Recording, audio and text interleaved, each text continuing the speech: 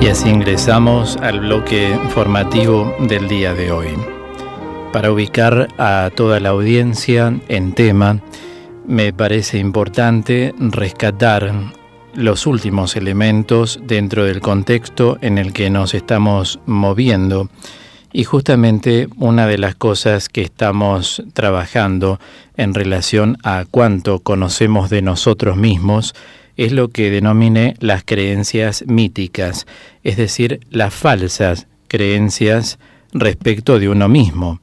¿Cuántas veces uno se descubre con el tiempo cómo es?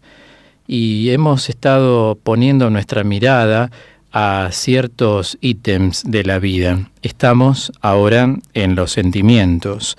Cada vez que hablamos de sentimientos, estamos hablando de esa energía que al cerebro le proporciona fuerzas.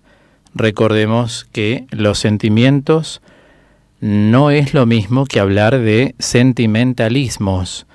Los sentimentalismos son impulsos afectivos. En cambio, los sentimientos son el resultado del desarrollo de las emociones. Para singularizar y poder entender con rapidez, una persona, cuando conoce a otra, nadie puede decir que generó un sentimiento de entrada. De entrada se genera una emoción positiva.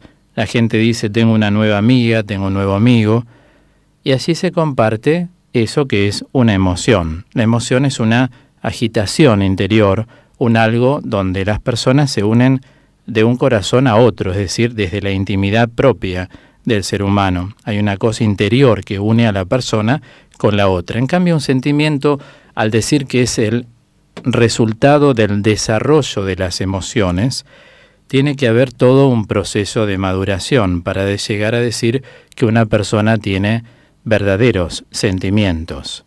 Por ejemplo, de amor, que son los más bellos que hay. Pero entre los sentimentalismos y los sentimientos también se posa la posibilidad de una expresión afectiva. Esa expresión afectiva tiene distintos nombres y cada uno la llama con el nombre que quiere.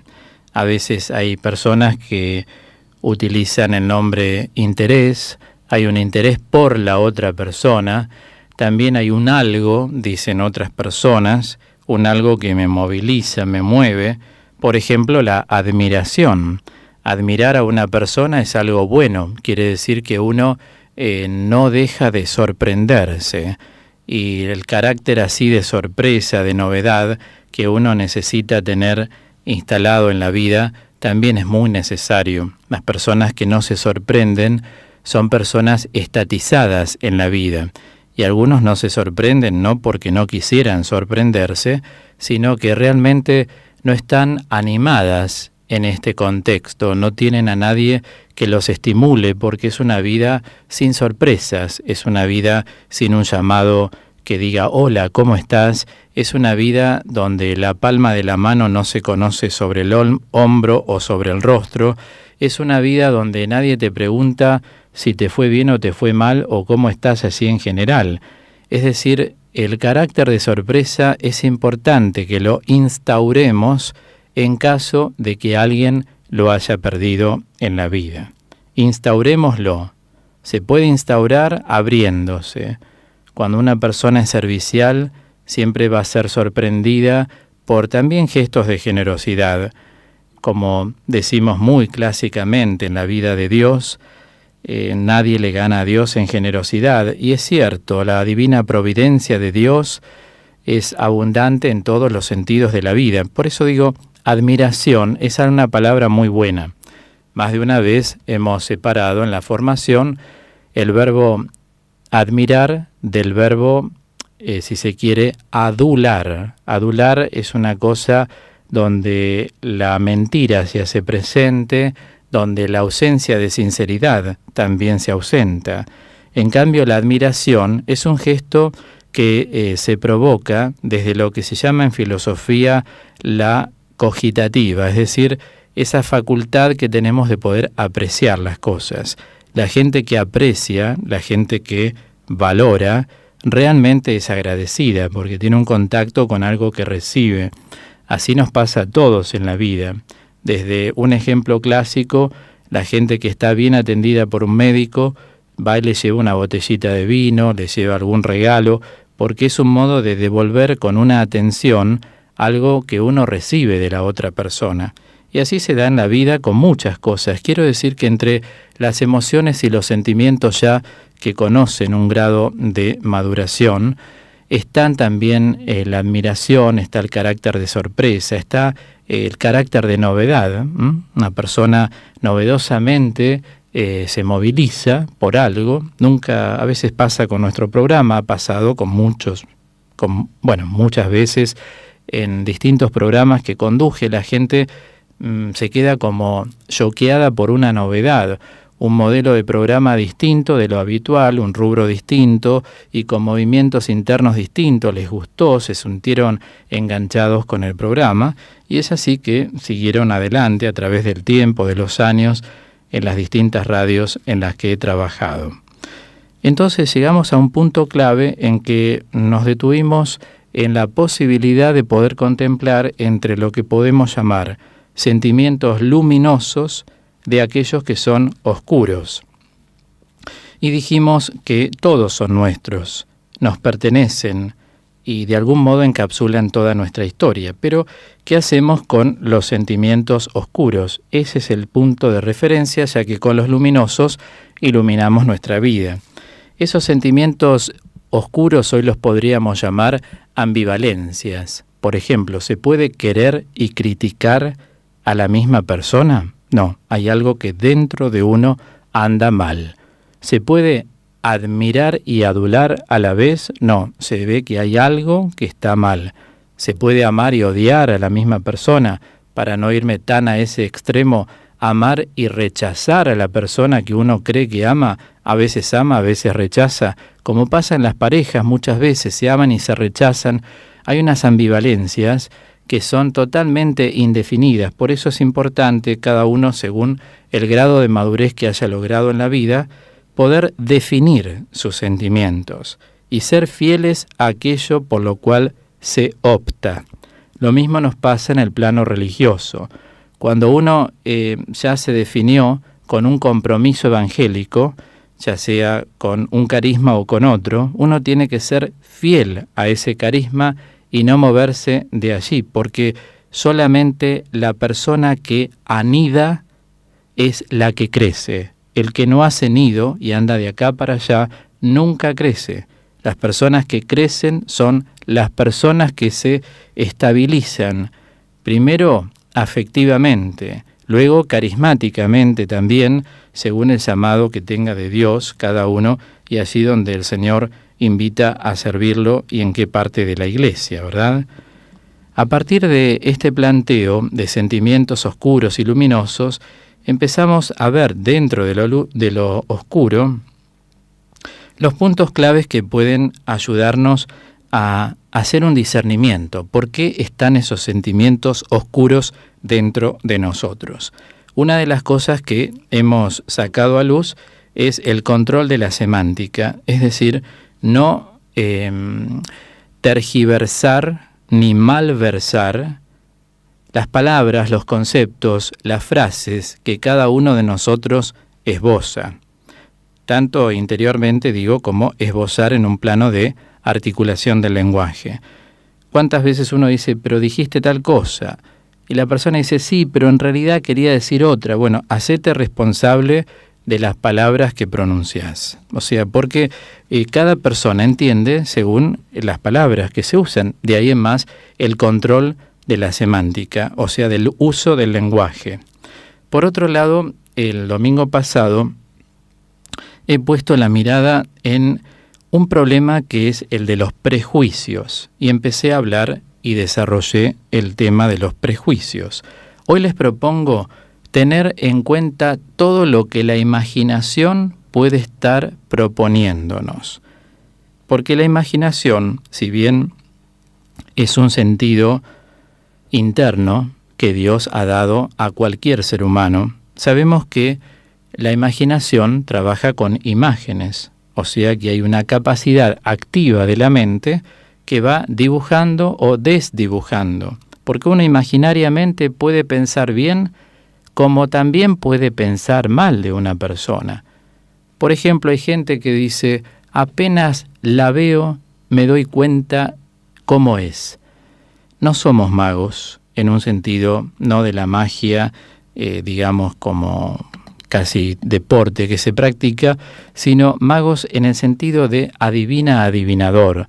Es decir, uno tiene que conocer a la persona para hablar de una persona. ¿Cuántas veces nos pudimos haber equivocado? Pensar que una persona por su apariencia era así, y cuando la conocemos en su intimidad es una persona tan agradable, tan valiosa, ¿verdad? Por eso a esto vamos a referirnos. Si algo se nos dice explícitamente, la imaginación tiende a completar todos los detalles.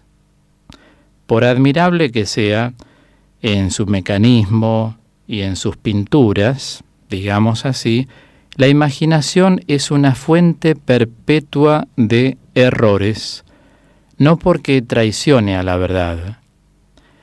Toda vez que las imágenes que presenta existen, la mente se hace un segundo planteo. Son siempre verdaderas en cuanto a imágenes. Sin embargo, el hombre se engaña a sí mismo por un juicio erróneo, ya sea transformando esas imágenes en objetos reales. Por ejemplo, si alguien dice, bueno, una persona no habla bien, enseguida hay alguna voz que corre diciendo, tiene que mejorar su lenguaje. Si una persona, por contraste, habla correctamente, ¿qué dice el mundo de hoy? Se manda la parte. O sea, ¿cuántos equívocos? ¿Cómo imaginamos mal a veces las cosas? Esos dibujos que va haciendo la imaginación pueden distorsionar nuestra vida intrapsíquicamente. La imaginación presenta siempre, decimos, una imagen, y el hombre la convierte esa imagen en realidad. El error no está en la imaginación, sino en el juicio que le sigue. Hay una frase atribuida a Santa Teresa de Jesús que dice, la imaginación es la loca de la casa. ¿Cuándo es la loca? La locura está en el que afirma lo que no ve o más de lo que ve. No en la facultad que se limita a presentar la realidad de la imagen tal como es en sí misma. De todas formas, digo, es inmenso el poder de la imaginación para turbar el juicio del entendimiento más sereno y más equilibrado. De ahí más, repito, la locura en este caso, como enseña Santa Teresa de que la imaginación es la loca de la casa, la locura está en el que afirma lo que no ve o más de lo que ve. O sea, estamos yendo hacia abajo o de más, hacia arriba.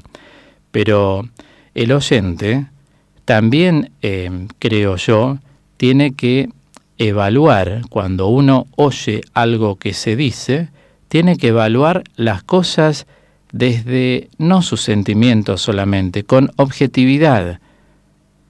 En el caso de que exista un vínculo, una comunicación a través de un diálogo, la imaginación es una medida prudente.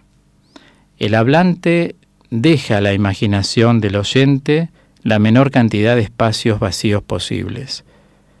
Pero el oyente también debe, revisar, por así decirlo, sus interpretaciones. Por ejemplo, deduzco que estás bastante molesto conmigo. Alguien le dice a otra persona, vamos a situarnos en el edificio, en la oficina, en el ambiente donde te moves. Es bueno agregar, ¿es así o solo son imaginaciones mías? O sea, compartamos dos principios de importancia capital para saber hasta dónde puede llegar la imaginación y cuáles son las fronteras que no le es permitido traspasar. En primer lugar, la imaginación no crea nada. Y en segundo lugar, la imaginación no puede derogar las fuerzas de las leyes. Al decir que la imaginación no crea nada, quiero decir que las creaciones de la fantasía no son creaciones propiamente tales, son simplemente combinaciones de imágenes ya adquiridas anteriormente, por lo tanto, es limitada. La imaginación no es creadora, recordemos eso. La imaginación asocia imágenes previas. Y cuando digo que la imaginación no puede derogar las fuerzas de las leyes, me refiero a que las restauraciones orgánicas, como por ejemplo una curación, ya sea física, o las heridas muchas veces que han sido inveteradas en nuestro psiquismo, esas heridas bajo el nombre de resentimiento, bajo el nombre de obsesiones, bajo el nombre de odio, no se pueden atribuir a la imaginación, sino a la acción taumatúrgica de Jesús. Y también podríamos decir a la convicción que cada uno en Jesucristo haya. Por eso, ciertamente, no es que la imaginación imagina un resentimiento. El resentimiento ya está formado dentro del aparato psíquico. Hay muchas heridas inveteradas, quiere decir instaladas en nuestro psiquismo, como ciertas obsesiones, actitudes ponzoñosas y otras cosas que más de una vez las personas que se adhieren al camino notan que se cayeron solas esas heridas, porque el hecho de unirse al Evangelio de Jesús ya trae, por el hecho mismo de unirse, trae sanación y liberación para las personas. Es decir, a veces en la vida de fe, yo lo noto en 30 y pico de años que llevo en la evangelización, mucha gente ha venido muy cargada y solamente por el hecho de adherirse desde la fe, pero han tenido una fe, noto, que hoy tildaría como inquebrantable, porque los vi pasar momentos difíciles de vida y cómo arremetieron contra los desafíos de la vida siempre por la fe en Jesucristo. Y son personas que han venido, a quienes he conocido en mi vida, con este tipo de cosas, resentimientos, actitudes de venganza, actitudes ponzoñosas, odio, ¿no es cierto? Depende de la persona. Y noto como por la fe en Jesucristo, eso que tenían, como se han dedicado a amar mucho, realmente se les cayó todo eso. Casi sin darse cuenta no las tuvieron más. Suena como a una actitud taumatúrgica. Taumatúrgica significa en la vida teológica milagrosa, como que Dios les hizo un milagro. Sí, claro, psicológicamente uno, para liberarse de los resentimientos, de las actitudes vengativas, de odio, ponzoñosas, como recién decía, se necesita todo un tratamiento que un buen terapeuta ayuda a hacer a su paciente. Pero en la vida de fe, las personas que se adhieren al Evangelio de Cristo con amor, notan que dentro de sí ya no tienen el resentimiento que tenían, ya no tienen más esas obsesiones que tenían antes, ya no tienen tampoco esas actitudes de venganza, ya entregaron al Señor, pero entregaron otras cosas sin detenerse en eso y eso se cayó solo. O sea, fijémonos el poder que tiene la adhesión al Evangelio de Jesucristo. Es altamente sanador el Evangelio. Uno se adhiere al Evangelio y se sana la vida. Es que es así, es un tema central de fe. Por eso, qué importante es adherirse con fe, y por eso hoy he grabado este avance de esta oración que se denomina Creo. Hoy vamos a tratar de pasarla nuevamente para que cada uno de ustedes, si la tenemos ahora tal vez montada, sí, me dicen, vamos a pasarla en este preciso momento, para darle un toque final a este tema hoy de la imaginación. Ya en el próximo programa vamos a hacer un ejercicio, pero hoy quisiera que todos vuelvan a escuchar esta oración que grabé en la radio hoy, que se llama Creo, para pedirle al Señor que aumente nuestra fe constantemente, porque ahí está el secreto de toda verdadera sanación. La compartimos ahora.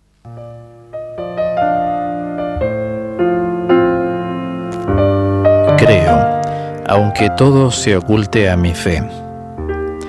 Creo, aunque todo me grite que no, porque he basado mi vida en un Dios inmutable, en un Dios que no cambia, en un Dios que es amor. Creo, aunque todo subleve mi ser. Creo, aunque sienta muy solo el dolor, porque un cristiano que tiene al Señor por amigo no vacila en la duda, se mantiene en la fe. Creo, aunque todo parezca morir. Creo, aunque ya no quisiera vivir, porque he fundado mi vida en palabra sincera, en palabra de amigo, en palabra de Dios.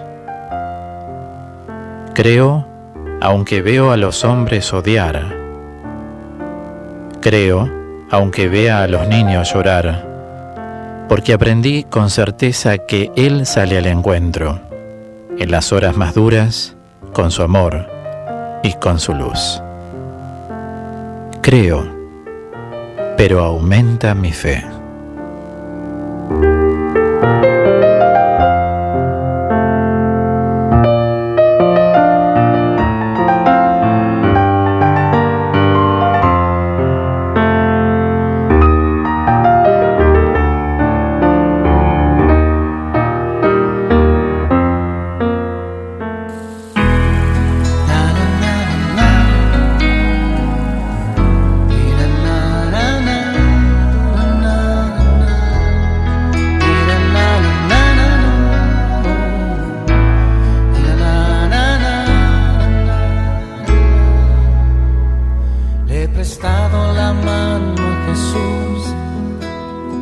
Quería escribir de su luz, y es por eso me olvido de mí y lo dejo que escriba. Me hago a un lado y lo dejo seguir. Es hermoso mirarlo escribir, y me niego a mí mismo y conviene que guarde silencio. Porque puedo aprender de las cosas que tienen sentido y no sirven de mucho experiencias que uno ha vivido. Oh Señor, pon tu letra y tu son, pon tus dichos en esta canción. Hace falta escucharte otra vez para sentirse vivo.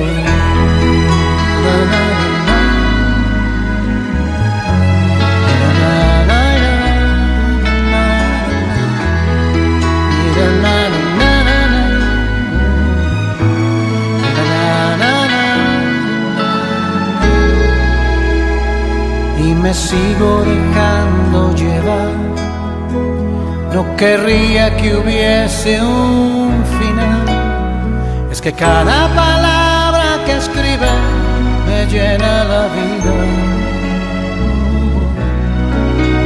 El Jesús que una vez conocí se quedó aquí conmigo a vivir.